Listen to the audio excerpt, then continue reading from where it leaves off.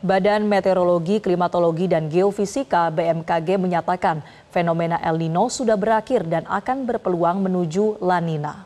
Di mana El Nino yang melanda Indonesia dan juga memicu kekeringan serta suhu panas tahun 2023 akan digantikan oleh La Nina yang diprediksi akan masuk ke Indonesia ketika sebagian wilayah mengalami puncak musim kemarau tahun 2024. Untuk membahasnya kita akan terhubung dengan Kepala BMKG Dwi Korita Karnawati. Selamat pagi, Ibu Dwi Korita. BMKG sudah menyatakan fenomena El Nino sudah berakhir dan akan segera memasuki masa La Nina. Bisa Anda jelaskan terkait kondisi ini dan dampaknya pada cuaca di Indonesia?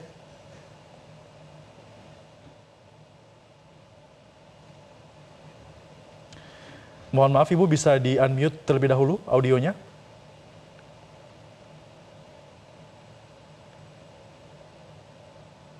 Benar sekali bahwa saat ini kondisi telah netral atau fenomena El Nino telah berakhir. Berbagai lembaga meteorologi di dunia, termasuk BMKG, telah menyatakan bahwa indeks ENSO adalah indeks untuk mengetahui apakah ini dalam kondisi El Nino, La Nina atau netral.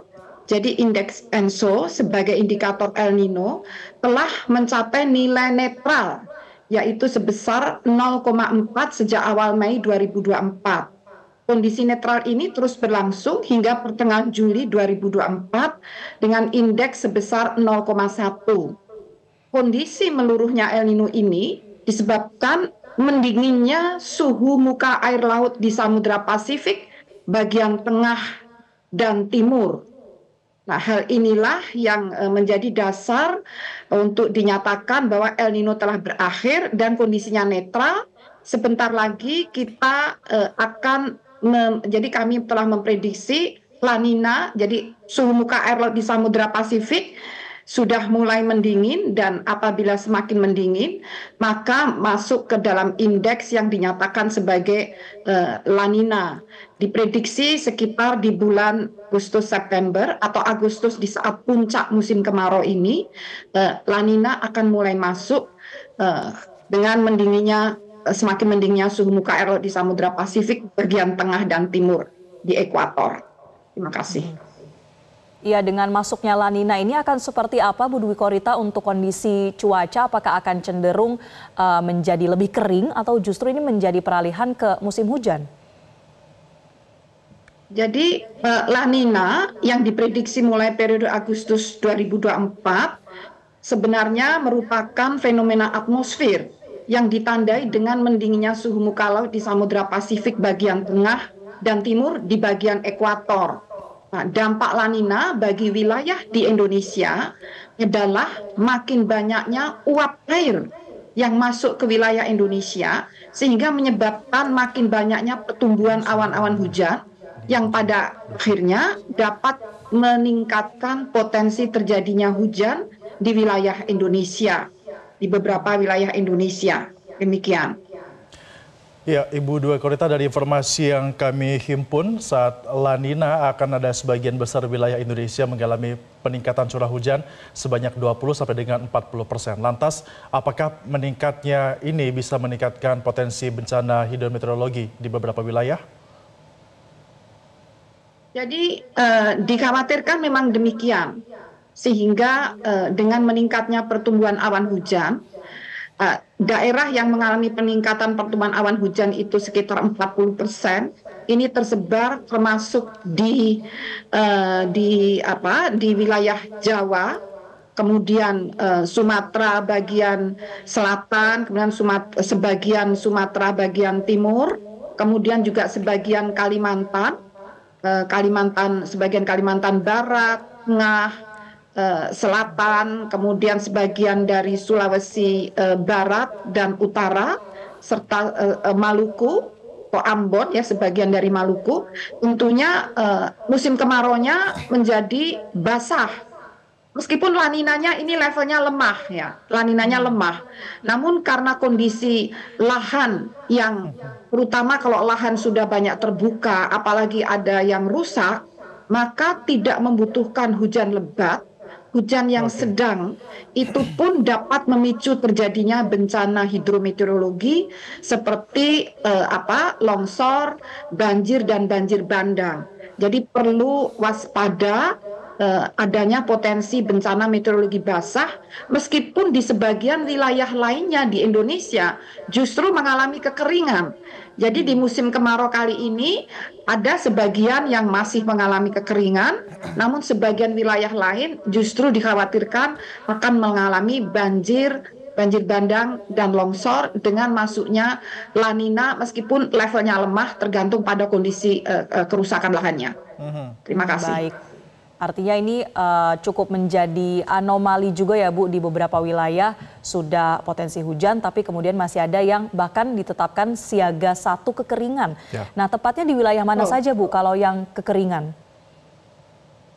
Jadi yang mengalami kekeringan sebetulnya saat ini masih ada di sebagian Jawa. Sebagian Jawa masih mengalami kekeringan, kemudian juga di wilayah Sumatera, sebagian dari Sumatera Barat, maksudnya Riau juga ya, kemudian sebagian dari Jambi, sebagian dari Sumatera Utara, kemudian juga Kalimantan Utara, sebagian dari Kalimantan Timur, bahkan Papua, hampir sebagian besar di wilayah Papua ini diprediksi mengalami curah hujan yang rendah, demikian, atau kekeringan. Demikian. Oke, akan ada potensi kekeringan di beberapa wilayah itu Ibu Korita ya. Tapi Ibu, kita kan ini sudah akan masuk bulan Agustus, di mana ini merupakan bulan kemerdekaan. Akan ada banyak kegiatan dilakukan di pekan-pekan itu. Apakah perlu waspada pada saat menjelang pekan kemerdekaan ini, Bu Korita? Ya, jadi karena memang musimnya, iklimnya memang dalam kondisi seperti itu ya. Ada yang ekstrim basah, tapi juga ada ekstrim yang kering. Jadi kami mohon untuk tetap terus memonitor perkembangan informasi cuaca dan iklim karena dinamikanya itu cepat berubah gitu ya.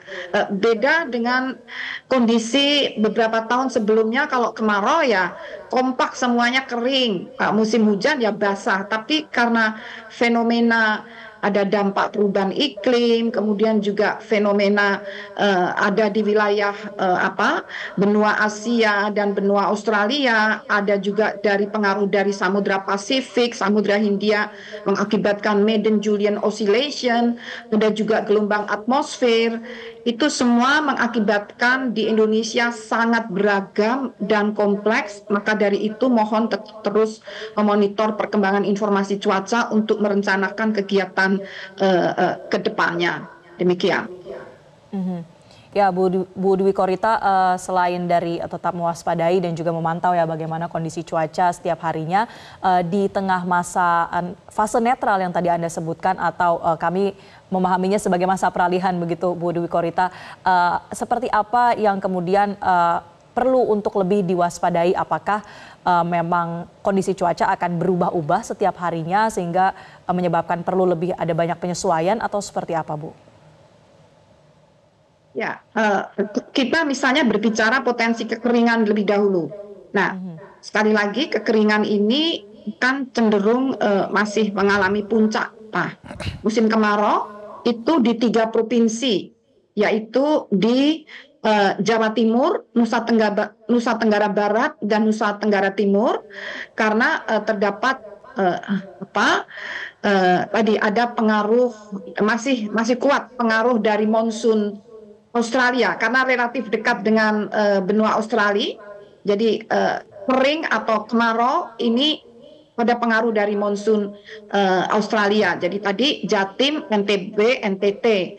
Namun ada juga yang 20-40% ini kondisinya ada pengaruh dari hingga Agustus sampai Oktober nanti, pengaruh dari La Nina. Sehingga sekali lagi memang kita harus selalu siap untuk ada perubahan yang seketika. Namun sebenarnya tidak seketika. Itu dapat diperkirakan itu biasanya sepekan atau seminggu sebelum kejadian, atau bahkan 10 hari sebelum kejadian. melalui berbagai informasi dari info BMKG yang telah tersebar baik dari aplikasi ataupun dari sosial media, dari website, dari kanal YouTube dan sebagainya, dari televisi dan radio. Misalnya demikian, sebaiknya demikian dan memelihara lingkungan. Apapun kondisinya akan La Nina, artinya nanti akan potensi kemarau basah ataupun akan kekeringan, tetap harus memelihara lingkungan agar lingkungan tidak mudah rusak, tidak semakin parah dan mengakibatkan bencana baik hidrometeorologi basah ataupun kering. Yang masih hujan, mohon air hujan ini ditampung ya, ditabung ya, dipanen dan untuk mencegah tidak terjadi air yang meluap melimpah semacam itu. Dan yang kering ini juga mohon saat dikala masih hujan memanen hujan tersebut. Demikian. Baik. Ibu Dwi Korita, kalau kita berkaca pada tahun sebelumnya di tahun 2023 kita mengalami kemarau yang cukup panjang lalu tiba-tiba memasuki musim penghujan, ini menyebabkan bencana di beberapa wilayah. Untuk tahun ini proyeksinya apakah akan terjadi hal demikian juga prediksinya atau bagaimana Ibu Dwi Korita? Tahun ini sebetulnya sejak bulan Mei yang lalu kami memprediksi, bahkan ya awal Mei akhir April kami memprediksi El Nino akan menjadi netral, jadi tidak akan separah atau sekering tahun lalu. Itu poin yang paling penting. Memang ada sekitar 9,5% wilayah yang akan lebih rendah curah hujannya atau lebih kering dari normalnya. Namun durasinya tidak akan sepanjang tahun lalu. Jadi diprediksi puncaknya di bulan Juli Agustus, kemudian September mulai berangsur ke basah, Oktober itu sudah insya Allah sudah mulai masuk hujan. Dan sebelumnya sudah kami prediksi pula La Nina akan mulai masuk di sebagian wilayah Indonesia tadi, yang artinya kemaraunya menjadi basah. Sehingga dari segi kering atau kekeringan, benar ada kurang lebih 10% wilayah Indonesia mengalami kekeringan, harus waspada karhutla, harus waspada misalnya gagal panen, dan itu sebetulnya sudah diantisipasi sebelum masuk musim kering atau musim kemarau yang kering. Itu kami sudah melakukan modifikasi cuaca, mengisi waduk-waduk, embung-embung ya, dengan KLHK, dengan PUPR ya, dengan berbagai pihak terkait di pemerintah daerah. Itu diantisipasi untuk waspada kering di sebagian wilayah tadi. Sekarang yang 40% tadi di sebagian Jawa, sebagian Sumatera Selatan, sebagian Kalimantan Selatan Barat, dan sebagian dari Maluku, itu Agustus nanti diprediksi akan mengalami lebih basah karena ada La Nina lemah. Sehingga kami pun terus berkoordinasi dengan BPBD atau pemerintah daerah untuk mengantisipasi, jangan menyangka nanti akan kering, tapi justru malah kemungkinan dapat terjadi bencana hidrometeorologi basah. Jadi memang prediksinya beda dengan tahun lalu. Yang lebih kering, kalau sekarang kombinasi dan keringnya pun tidak separah tahun lalu. Demikian. Baik. Nah, Bu Dwi Korita, untuk di 10% wilayah tadi ya yang Anda sebutkan ini cenderung lebih mengalami kekeringan, dan tadi juga Anda sebutkan sudah dilakukan modifikasi cuaca. Nah, apakah kemudian masih diperlukan adanya upaya lain untuk bisa menyeimbangkan kondisi di sana sehingga segera lepas dari siaga kekeringan? Nah, kami berkoordinasi dengan yang pertama Kementerian PUPR ya. Yang juga sudah sejak bulan April ya, kami melakukan modifikasi cuaca untuk mengisi waduk-waduk, embung-embung itu ya. Kemudian juga disiapkan juga beberapa sumur bor, ini dilakukan oleh PUPR. Kemudian dengan para petani, ini juga perlu dilakukan, kami lakukan sejak awal tahun agar para petani menyesuaikan pola tanam. Jadi agar petani tidak kaget ya, sudah siap pola tanamnya harus bagaimana, menyesuaikan potensi kekeringan tadi yang 10% tadi. Namun sebagian wilayah yang lain taninya menyiapkan dengan kondisi kemarau basah setelah Agustus atau pertengahan akhir Agustus. Jadi harus menyiapkan adaptasi ya, istilahnya adaptasi agar tidak terjadi bencana, terutama karhutla. Ini waspada, jangan menyulut rokok ya, karena untuk wilayah yang kering tadi, kadang tidak usah dibakar pun akan terbakar. Ini terjadi beberapa kali di berbagai daerah, apalagi kalau disulut.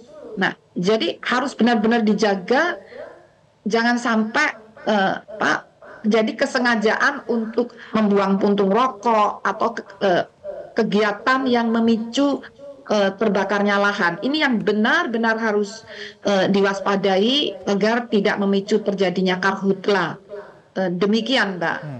Sejauh ini dampak dan juga hasil dari modifikasi cuaca ini seperti apa, Dwi Korita, khususnya bagi karhutla? Jadi contohnya ya, kami ambil contoh yang ekstrim. Tahun lalu terjadi El Nino. Tahun 2015-2016 terjadi El Nino kuat, kemudian 2019 El Nino-nya moderat, 2023 El Nino-nya moderat. Nah, mulai masuk modifikasi cuaca disiapkan sejak awal tahun. Jadi menyiapkannya bukan mendadak ya, tapi diprediksi El Nino mulai Juni-Juli, disiapkan mulai Januari, bahkan beberapa tempat Desember tahun sebelumnya. Ternyata dapat menekan jumlah titik panas. Masih terjadi karhutla, tetapi bila dibandingkan terutama tahun 2019 di mana El Nino-nya moderat ke tahun 2023 sangat jauh berkurang jumlah titik hotspotnya, jadi titik panasnya, artinya lahan yang terbakar jauh lebih berkurang. Karena apa? Karena lahan itu sebelum terbakar sengaja dibasahi, disiram dengan air hujan melalui modifikasi cuaca, sehingga terutama lahan gambut yang rentan terbakar, sehingga muka air tanahnya ini berhasil naik mendekati permukaan. Dikala muka air tanah naik mendekati permukaan, lahan di situ relatif tidak kering meskipun terjadi El Nino. Dan inilah yang menghambat laju mudahnya terbakar suatu lahan.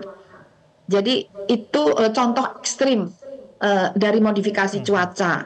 Selain itu juga contoh ekstrim lainnya, sebelum El Nino, Kementerian PUPR dengan bersama BMKG sudah melakukan pengisian waduk-waduk, sehingga saat itu tidak, meskipun kering, El Nino kering di mana-mana, tidak hanya di Indonesia, namun tidak terjadi kerugian atau korban yang masif seperti itu. Baik, ya kita harapkan tentu baik masyarakat ataupun pemerintah daerah, terutama di wilayah-wilayah yang mengalami kekeringan atau bencana karhutla ini ya Bu, bisa terus memantau bagaimana perkembangan dari fenomena ENSO ini, peralihan dari El Nino ke La Nina. Terima kasih Kepala BMKG Dwi Korita Karnawati telah bergabung bersama kami memberikan penjelasan di Metro Pagi Prime Time. Jelajahi cara baru mendapatkan informasi. Download Metro TV Extend sekarang.